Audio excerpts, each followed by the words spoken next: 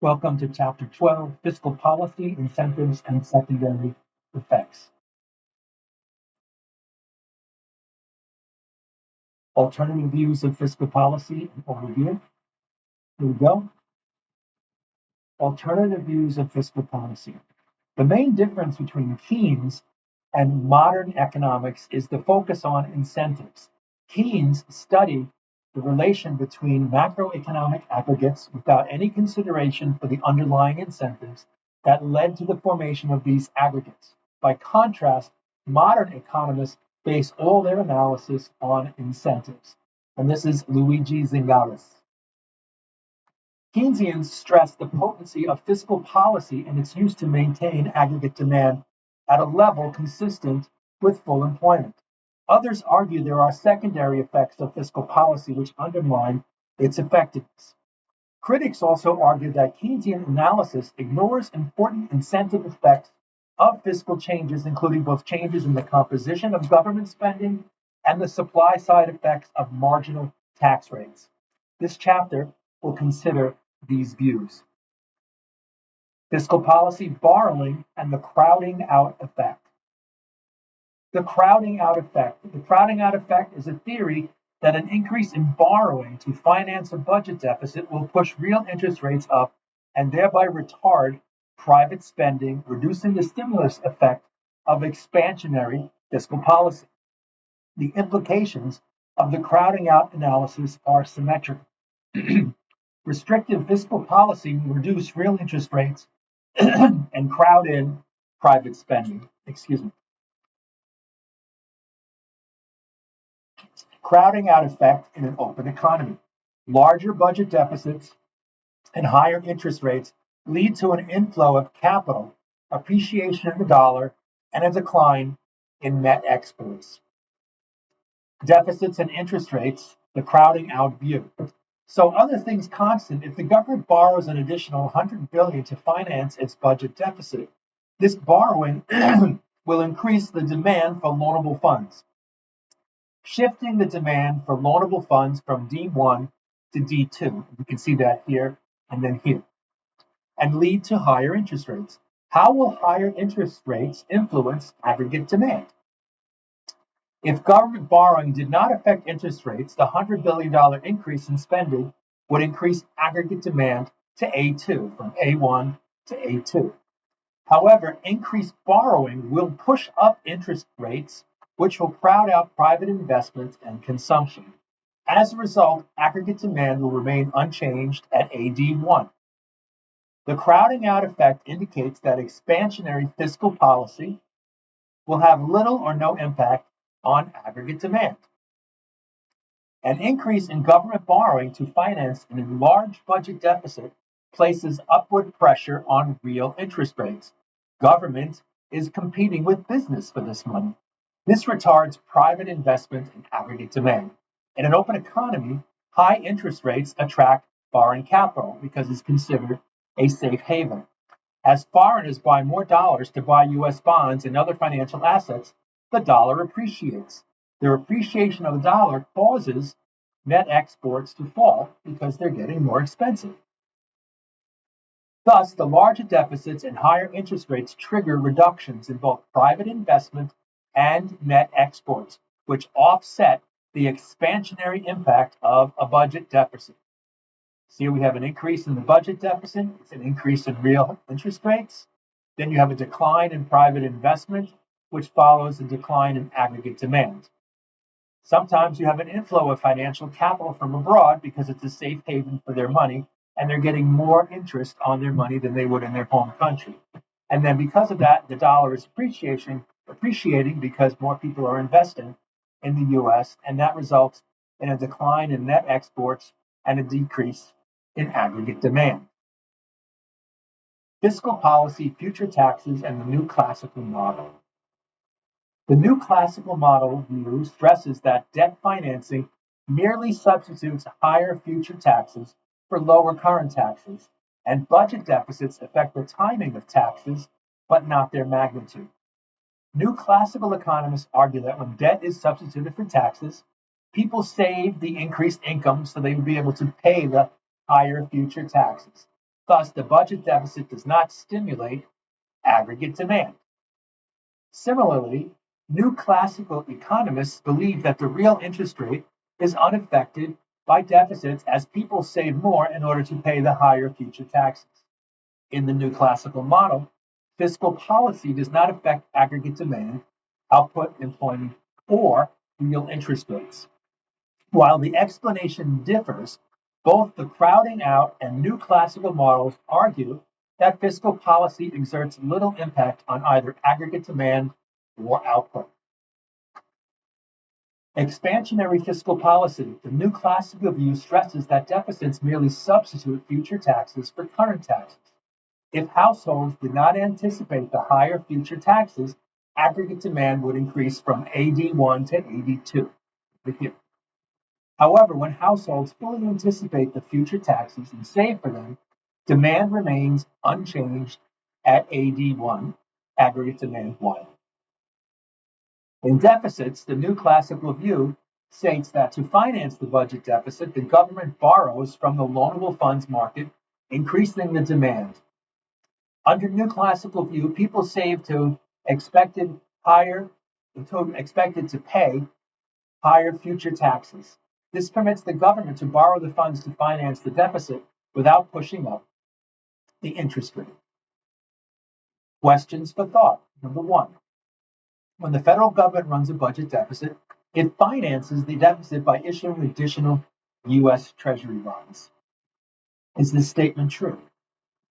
Number two, when an economy is operating below its potential capacity, Keynesian economists argue that A, taxes should be raised if the government is currently running a budget deficit. B, the government should cut taxes and increase expenditures in order to stimulate aggregate demand.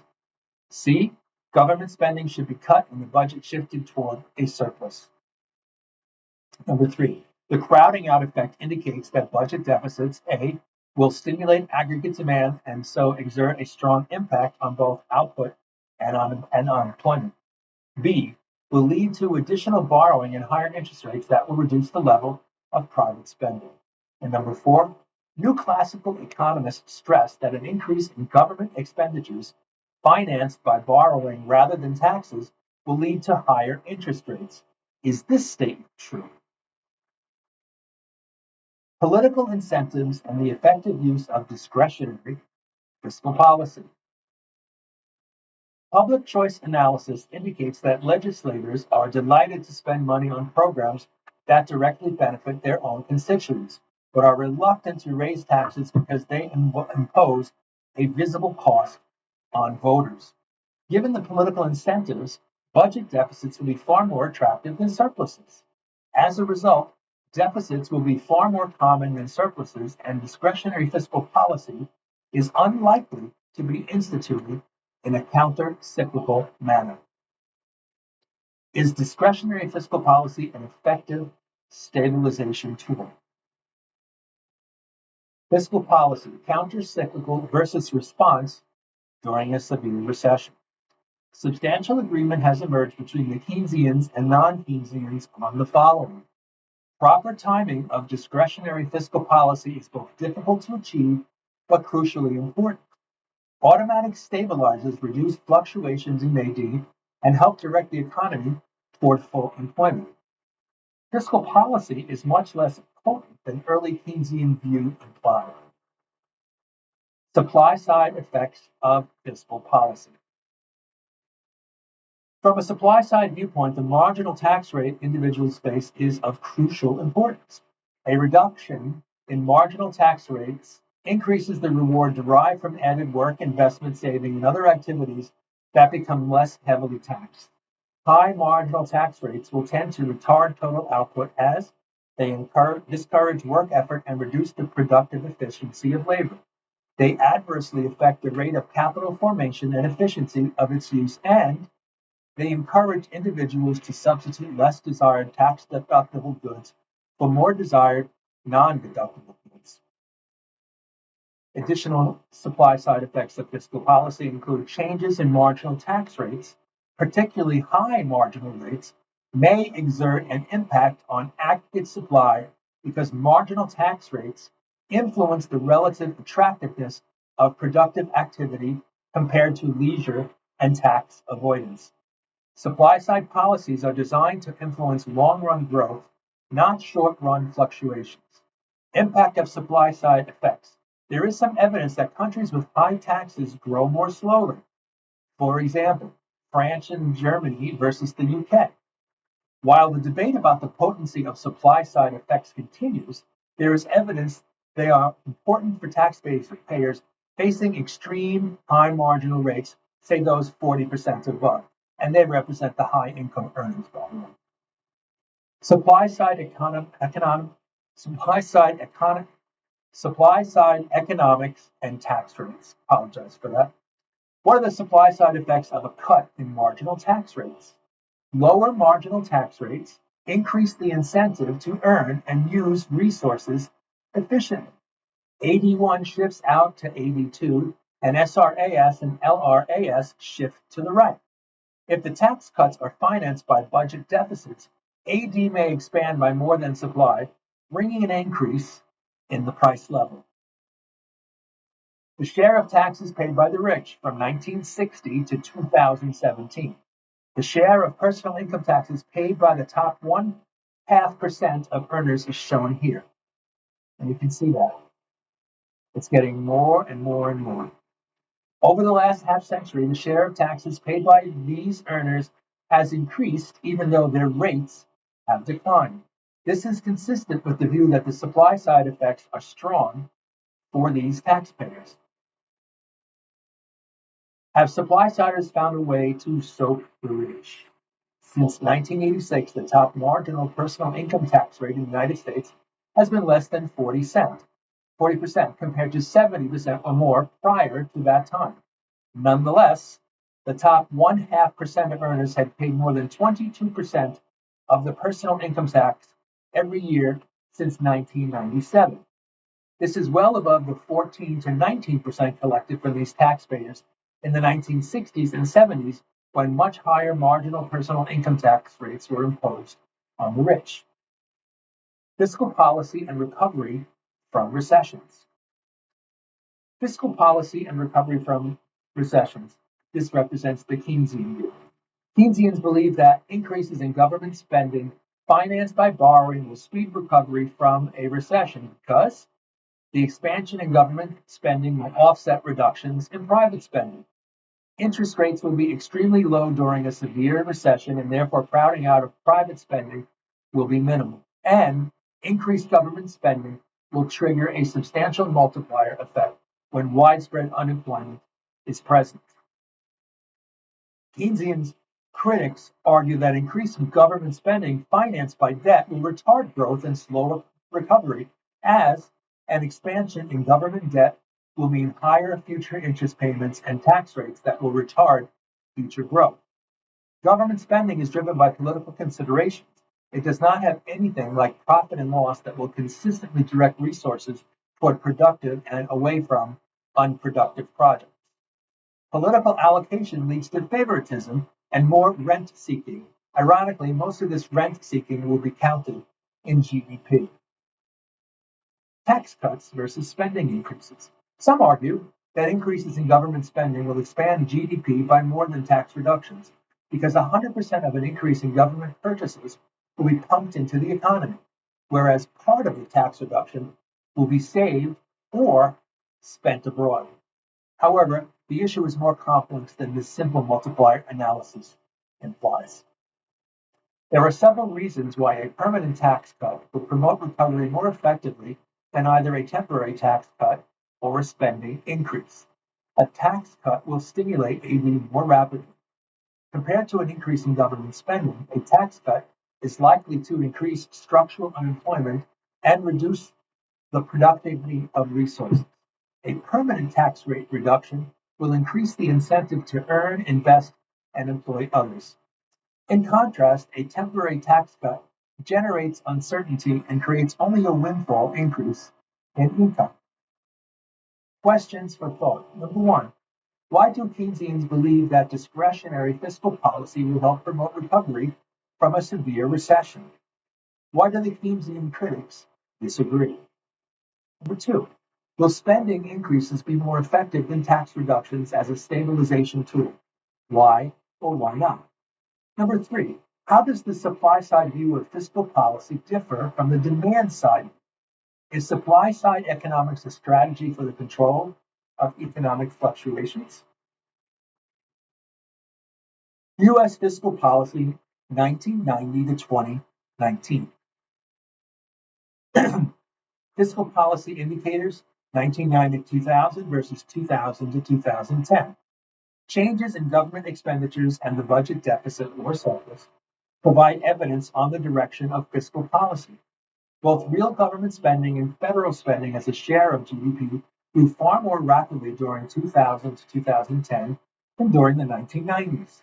The federal budget moved from deficit to surplus during the 90s, but it shifted in the opposite direction during 2000 to 2010. Thus, both government spending and the federal budget indicate that fiscal policy moved toward restriction during the 1990s and expansion during the years following 2000. Real federal spending, top frame up here, was relatively constant during the 1990s, rose steadily from 2000 to 2007, and grew rapidly during 2008 to 2010. Federal spending as a share of GDP, this is the bottom here, fell modestly during the 1990s, was relatively constant during 2000 to 2007, and increased rapidly during 2008 to 2010. In 2019, federal spending was 22% of GDP and about 2 percentage points higher than the average of the past two decades. During the 1990s, the federal budget shifted from deficit to surplus, but it shifted back to deficit during 2002 to 2007. There was a substantial increase in the deficit during and following the 2008 to 2009 recession. As the economy dipped into the recession of 2008 to 2009, both the Bush and Obama administrations moved to increase federal spending and enlarge the deficit, just as Keynesian analysis prescribes. Was the expansionary fiscal policy effective? Keynesian answer, yes. They believe the recession would have been much worse in the absence of the expansionary fiscal policy. Critics respond, no. The recovery was the weakest of the post-World War II era. Excuse me one second. Questions for thought. Why did the Keynesians believe that the fiscal stimulus during and following the 2008-2009 recession was effective? Why did the Keynesian critics believe it was ineffective? Number two, what do the large deficits during and following the Great Recession reveal about the validity of the Keynesian crowding out and new classical theories of fiscal policy? That's the end of chapter 12. Thank you for listening.